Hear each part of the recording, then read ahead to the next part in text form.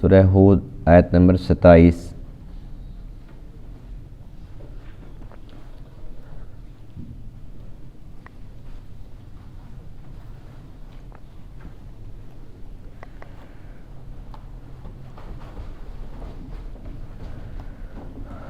اعوذ باللہ من الشیطان الرجیم،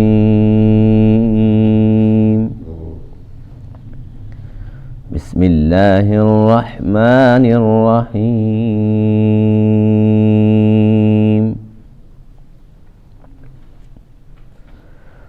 قال يا قوم أرأيتم إن كنت على بينة من ربي وآتاني رحمة من عنده فعميت عليكم أنلزمكموها وأنتم لها كارهون ويا قوم لا أسألكم عليه مالا إن أجري إلا على الله وما أنا بطارد الذين آمنوا إنهم ملاقو ربهم ولكني أراكم قوما تجهلون ويا قوم من ينصرني من الله إن طردتهم أفلا تذكرون ولا أقول لكم عندي خزائن الله ولا أعلم الغيب ولا أقول إني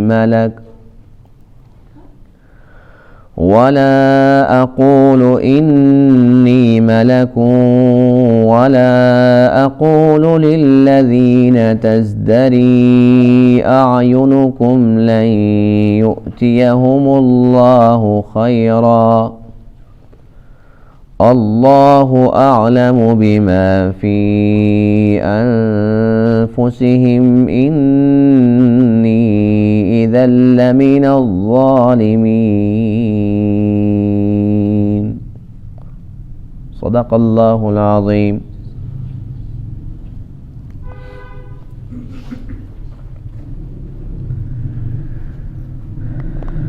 گزشتہ درس میں حضرت نوح علیہ نبینا علیہ السلام کا تذکرہ تھا، جنہیں اللہ تعالیٰ نے ان کی قوم کی طرف نبی بنا کر بھیجا، رسول بنا کر بھیجا۔ آپ نے اپنی قوم کو سب سے پہلے دعوت توحید دی، اللہ تعبدوا الا اللہ، کہ تم صرف اور صرف اللہ ہی کی عبادت کرو، اور انہیں بتایا کہ میں اللہ کا رسول ہوں، اللہ کا نبی ہوں۔ آپ کی قوم میں جو کافر تھے، کافروں میں سے بھی جو مالدار تھے، بڑے سردار تھے، ان لوگوں نے مختلف قسم کے اعتراضات کیے، جن میں ایک اعتراض یہ تھا کہ آپ ہماری طرح کے انسان ہیں۔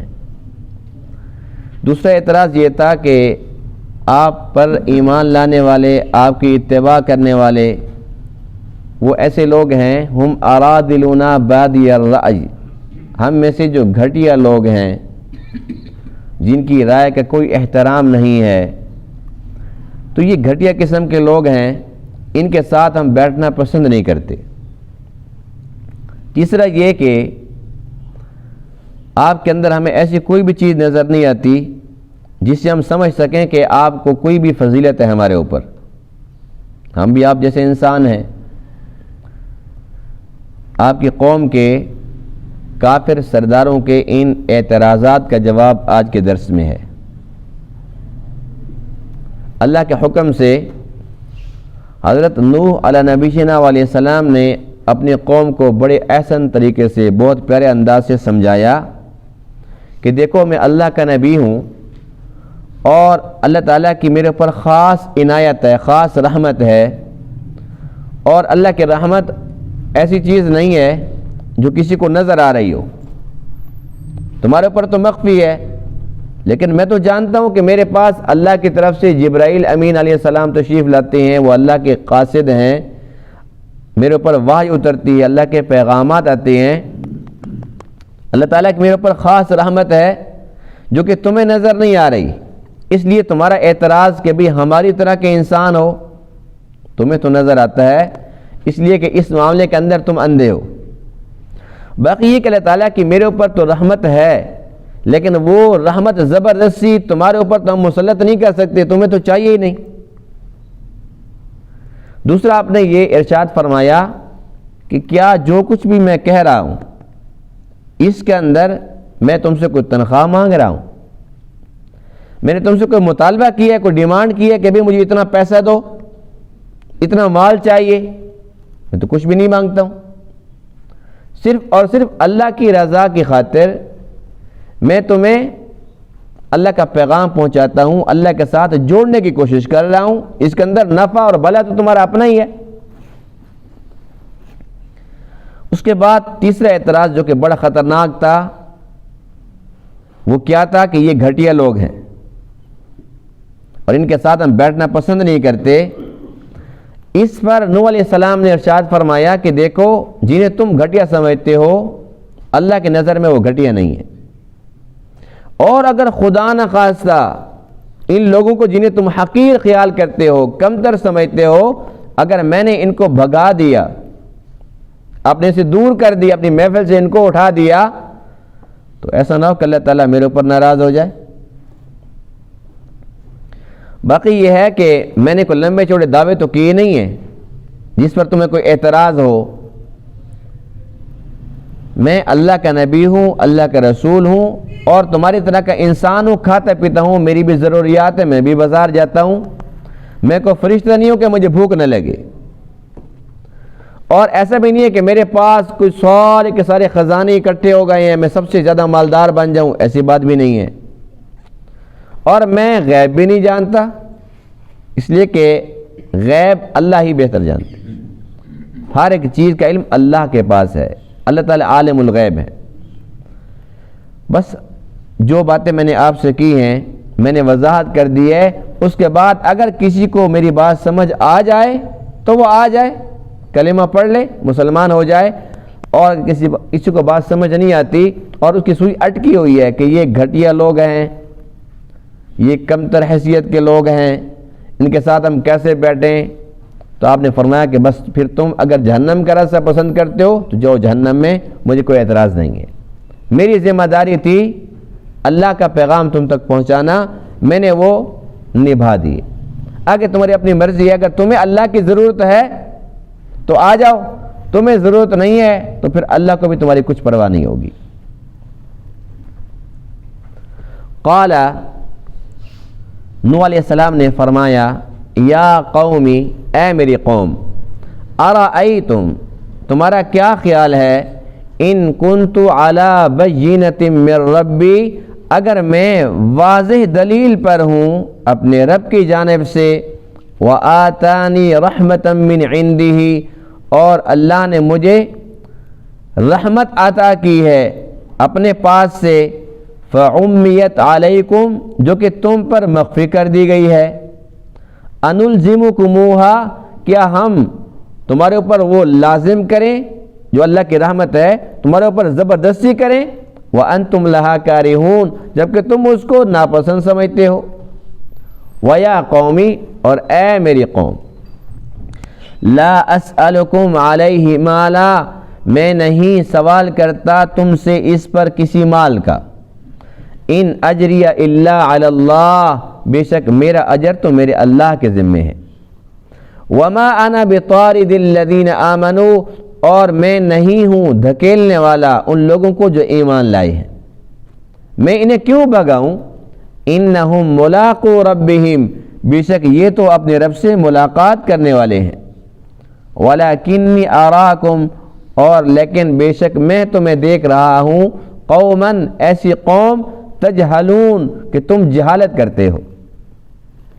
ویا قومی، اور اے میری قوم، من ینصرنی من اللہ، کون ہے جو میری مدد کرے اللہ کے علاوہ، ان طردتہم، اگر میں انہیں دھکیل دوں، اللہ میرے اوپر بھی تو ناراض ہو سکتا ہے۔ افلا تذکرون، کیا پس تم نصیحت حاصل نہیں کرتے؟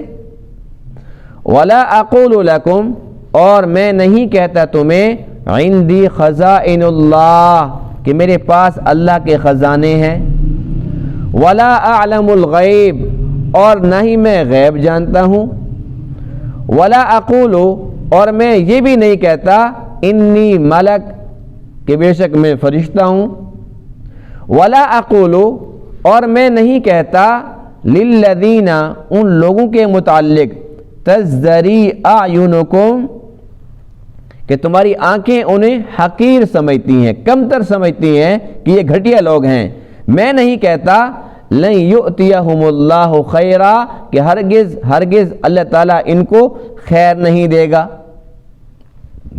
اللہ اعلم، اللہ تعالیٰ زیادہ جانتا ہے، بما فی انفسہم، ان چیزوں کو جو ان کے جی میں ہے۔ اگر میں نے ایسے کر دیا جیسے تم چاہتے ہو کہ میں ان غریبوں کو بھگا دوں، انی اذا لمن الظالمین، تو بے شک میں اس وقت ظالمین میں سے ہو جاؤں گا۔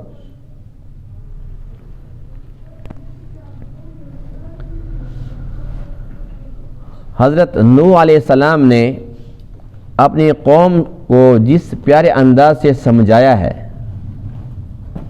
یقین جانیے کہ ایمان تازہ ہو گیا۔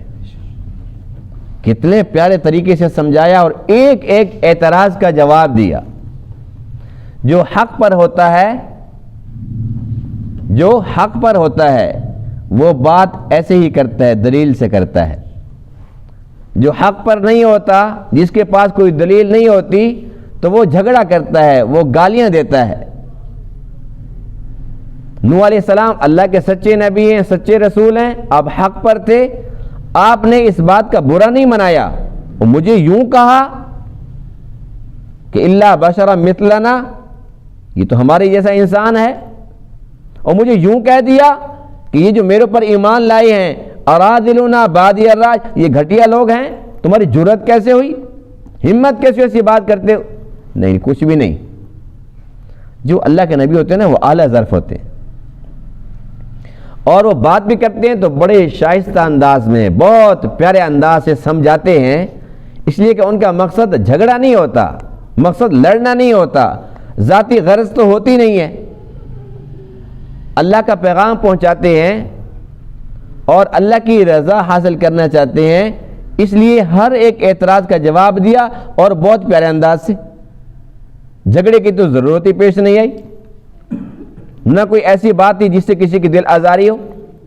اب کتنا پیارا انداز ہے کہ دیکھو تم نے یوں کہا کہ بھی ہماری طرح کے انسان ہو، نہیں میں تمہاری طرح کا نہیں ہوں، میں خاص ہوں، اللہ کا نبی ہوں۔ تم نبی تو نہیں ہو، میں تو اللہ کا نبی ہوں، میرے اوپر تو وحی اترتی ہے، اللہ تعالیٰ کی رحمت برستی ہے، اللہ تعالیٰ کی خاص رحمت میرے اوپر ہے، تمہارے اوپر تو نہیں ہے نا۔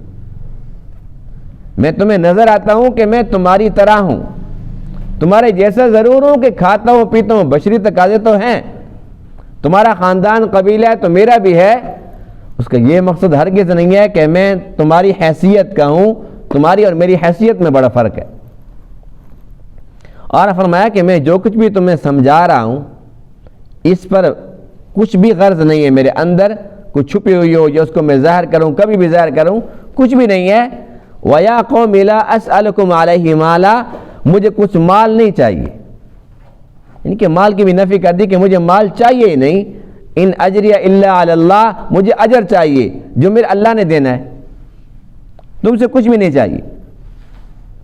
باقی رہی یہ بات کہ بھئی یہ گھٹیا لوگ ہیں، ان کو بھگاؤ، فرمایا کہ وما انا بطارد الذین آمنوا، یہ گھٹیا نہیں ہے، یہ ایمان والے ہیں، اور جس کو اللہ تعالیٰ ایمان کی دولت سے سرفراز فرما دے وہ گھٹیا نہیں ہو سکتا۔ ایک مرتبہ حضور علیہ الصلوۃ والسلام تشریف فرما ہیں اور صحابہ کرام کی محفل لگی ہوئی ہے، ایک شخص گزرتا ہے، اللہ کے نبی پوچھتے ہیں، یہ اللہ کے نبی کی تربیت کا انداز تھا، آپ تو سارا کچھ جانتے تھے، لیکن تربیت کا انداز تھا، صحابہ کرام کی تربیت کرنی مقصود تھی۔ آپ نے ارشاد فرمایا یہ جو بندہ گزر کے جا رہا ہے اس کے بارے میں تمہاری کیا رائے ہے؟ وہ ایک غریب تھا، دنیاوی لحاظ سے کمزور تھا، تو صحابہ کرام نے عرض کیا کہ اللہ کے رسول اس بیچارے کی تو نہ کوئی بیر سنتا ہے نہ گھر سنتا ہے، اس کی رائے کا کوئی احترام نہیں ہے، یہاں تک کہ اگر یہ کہیں پر رشتے کا پیغام بھیجے تو وہ رد ہو جائے، اگر یہ کسی کی صلح کے لیے بات بڑھائے تو اس کی بات ریجیکٹ ہو جائے گی، کوئی سنتا ہی نہیں ہے۔ یہ معاشرے کے اندر یوں سمجھ لو کہ گرا پڑا انسان ہے، اس کی کوئی حیثیت نہیں ہے۔ تھوڑی دیر گزری، اس کے بعد ایک اور بندہ گزرا، اب اللہ کے نبی پوچھتے ہیں کہ اس کے بارے میں کیا خیال ہے؟ اب جو پہلا تھا وہ غریب ضرور تھا لیکن تھا وہ ایمان والا، جو دوسرا ہے اس کے اندر ایمان نہیں ہے لیکن وہ سردار تھا۔ صحابہ کرام نے عرض کیا کہ اللہ کے رسول یہ تو بہت بڑا سردار ہے، بہت مالدار ہے، کہیں پر بھی نکاح کا پیغام بھیجے تو رد نہ ہو، اگر کسی کی صلح کرانے کے لیے ایک بات چلائے تو فریقین اس کی بات سنیں گے، اس کی بات بڑی وزنی ہے، اس کی رائے کا بڑا احترام ہے، معاشرے کے اندر اس کی بڑی عزت ہے۔ جب یہ بات ختم ہوئی تب اللہ کے نبی نے ارشاد فرمایا کہ اب سنو، وہ تمہاری رائے تھی، اب میری بات سنو۔ فرمایا کہ اس ذات کی قسم جس کے قبضہ قدرت میں میری جان ہے، وہ جو سردار ہے، اگر اس سردار جیسے لوگوں سے پوری دنیا بھر جائے، یہ سارے مل کر اس غریب، اس فقیر مومن کا مقابلہ نہیں کر سکتے۔ اللہ اس کی اتنی عزت ہے، اللہ کے ہاں وہ اتنا معتبر ہے، اتنی شان والا ہے۔ تو اس سے پتہ چلتا ہے کہ اللہ تعالیٰ جس کو ایمان کی دولت سے نواز دے وہ گھٹیا نہیں ہے، وہ بہت اعلیٰ ہے، اللہ کے ہاں اس کی بڑی شان ہے، بڑا مقام ہے اس بندے کا، اس لیے کسی بندے کو حقیر نہیں سمجھنا چاہیے، جو مومن ہے وہ حقیر نہیں ہو سکتا۔ باقی رہا یہ سوال ان لوگوں کا کہ یہ لوگ گھٹیا ہیں، مالی لحاظ سے یہ کمزور ہیں، کم تر ہیں، ان کے ساتھ ہم کیوں بیٹھیں، ہم کیسے بیٹھیں، یہ ہماری شان کے خلاف ہے۔ تو اس پر آپ نے بہت پیارے انداز سے سمجھایا کہ یہ وہ لوگ ہیں کہ ان کو میں تو نہیں بھگا سکتا، کیوں؟ انہم ملاقو ربہم، یہ اپنے رب سے ملاقات کرنے والے ہیں، رب کو شکایت لگا دیں گے نا کہ تیرے نبی نے ہمیں بھگا دیا تھا۔ آپ نے فرمایا کہ وَلَكِنِّي أَرَاكُمْ قَوْمًا تَجْهَلُونَ، میرے خیال میں تم جہالت کی باتیں کر رہے ہو، وہ تو بیچارے کچھ بھی نہیں کہتے، انہوں نے تو کوئی ایسی بات نہیں کی۔ ہر نبی پر سب سے پہلے ایمان لانے والے ہمیشہ غریب رہے، ہمیشہ، لیکن وہ غریب اللہ کو ہی پسند ہوتے ہیں، اللہ کے وہ مقرب ہوتے ہیں، اللہ کے ہاں ان کا بڑا مقام ہوتا ہے، بے شک دنیاوی لحاظ سے دنیا داروں کے نظر میں ان کا مقام نہ ہو۔ آج کل نا بہت سارے لوگ پتہ کیا کہتے ہیں، بھئی داڑھی تو رکھ لیں لیکن داڑھی رکھیں گے تو داڑھی والوں کی کون سی کوئی عزت ہے، کرتے نا ایسی بات۔ بھئی بچوں کو عالم جو بنا دیں علماء کی کون سی عزت ہے، بچوں کو حافظ بنا دیں حافظوں کی کیا عزت ہے؟ لوگ باتیں کرتے کہ نہیں کرتے؟ یہ باتیں کرتے کیوں ہیں یہ ایک الگ موضوع ہے، یعنی کہ یہودی اور دجالی میڈیا نے لوگوں کے دماغ خراب کر دیے ہیں، اور ایک ہی چیز بار بار بار بار کہ بھئی داڑھی اچھی نہیں ہے، داڑھی اچھی نہیں ہے، داڑھی اچھی نہیں ہے، دیندار یہ لوگ اچھے نہیں ہیں، وہ ایک ہی بات ہے، ایک ہی سبق پڑھایا تو لوگ اس قسم کی باتیں کرتے ہیں۔ اس کا جواب بڑا پیارا ہے میرے پاس، دے دوں؟ جواب یہ ہے کہ یہ کہتے ہیں جی علماء کی کیا عزت ہے؟ علماء کی عزت تو ہے الحمدللہ، اللہ کے ہاں تو ہے، اللہ کے نبی کے ہاں بھی ہے، اللہ کے نبی فرماتے ہیں کہ یہ میرے وارث یہ ہیں، اس سے بڑھ کر کیا عزت ہوگی؟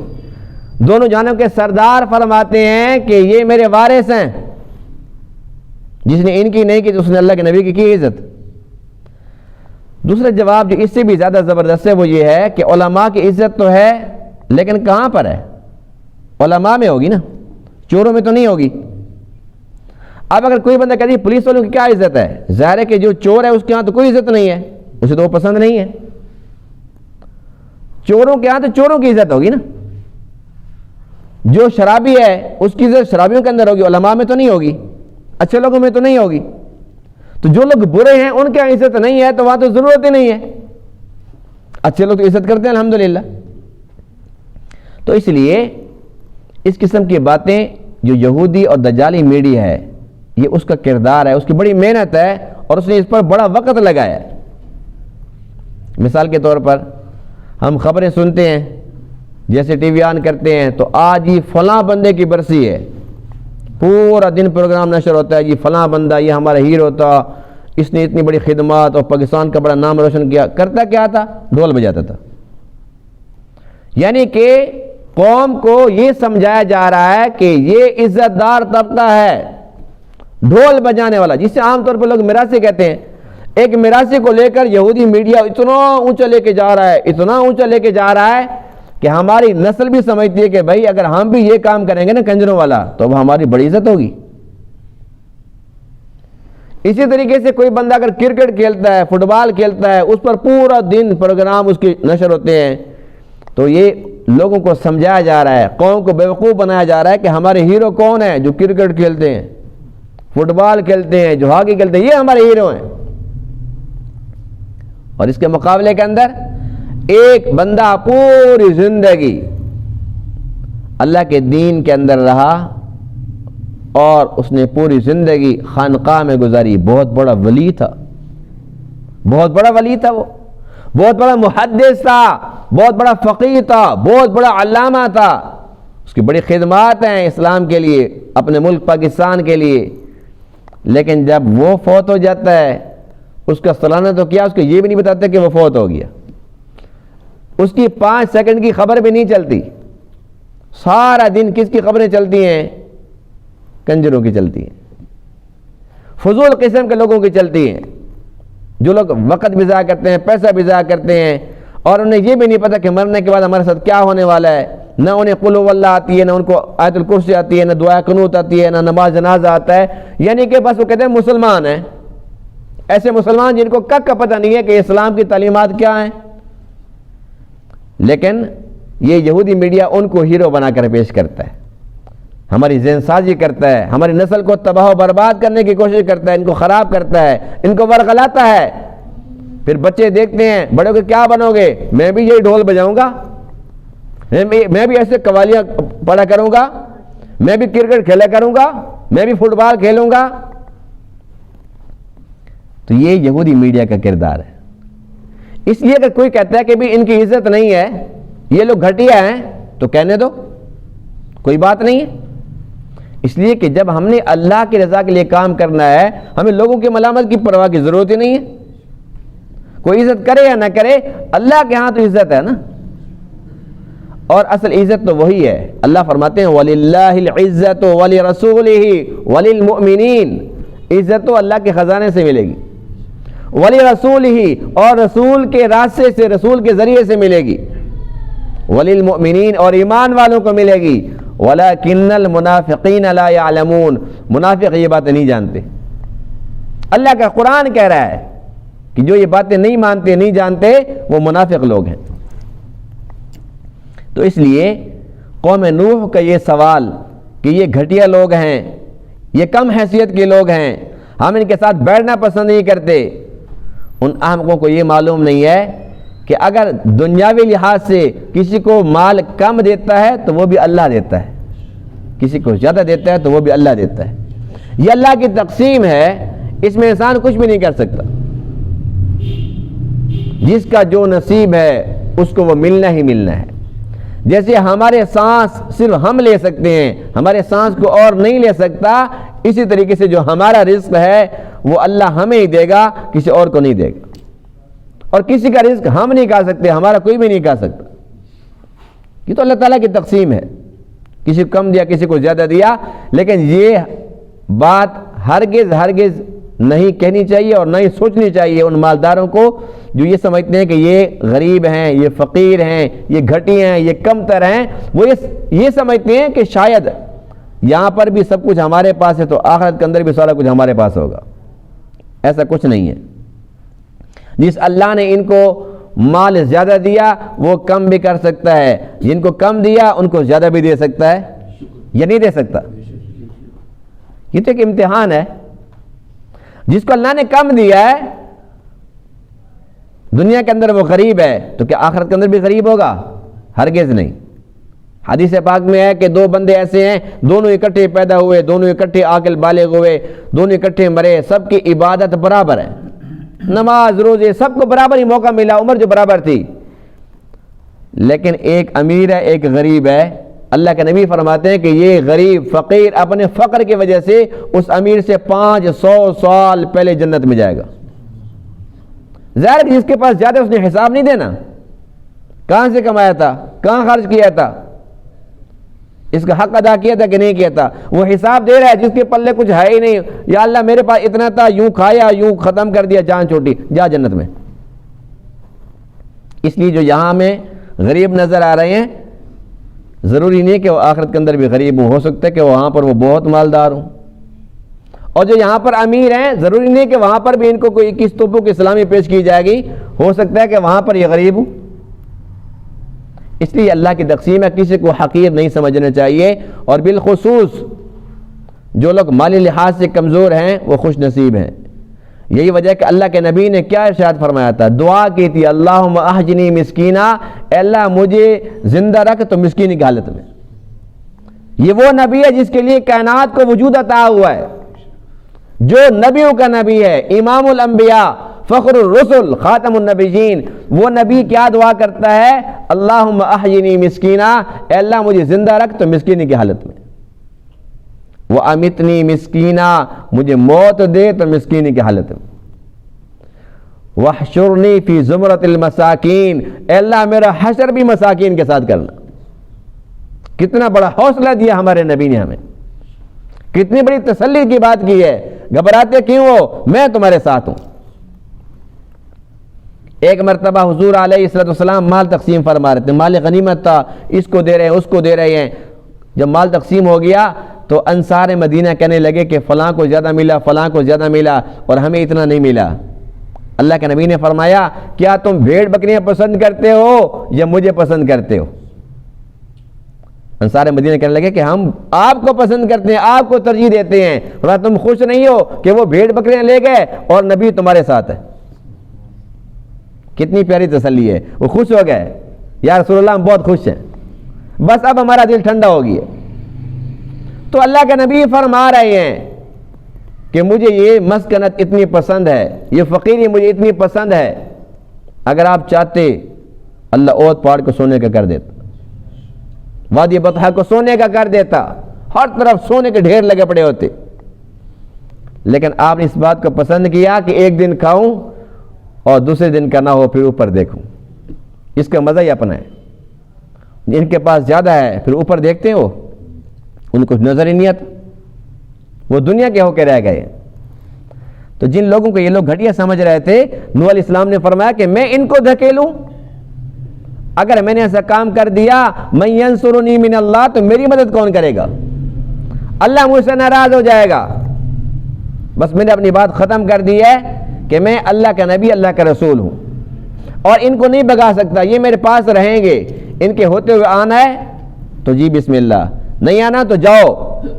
اللہ فرماتے ہیں نولہ ما تولی ونصلہ جہنم، جو جس طرف چلنا چاہتا ہے ہم اس کو اسی طرف چلاتے ہیں. زبردستی نہیں ہے. فمن شاء فلیؤمن، جو چاہتے مومن بن جائے، ومن شاء فلیکفر، جو چاہتے کافر بن جائے. کوئی زبردستی نہیں ہے. جو کہتے ہیں میں نے جہنم میں جانا ہے جاؤ. فرمایا کہ میرے پاس کوئی زبردستی نہیں ہے، کوئی زور نہیں ہے، میں نے اپنی حیثیت واضح کر دی ہے.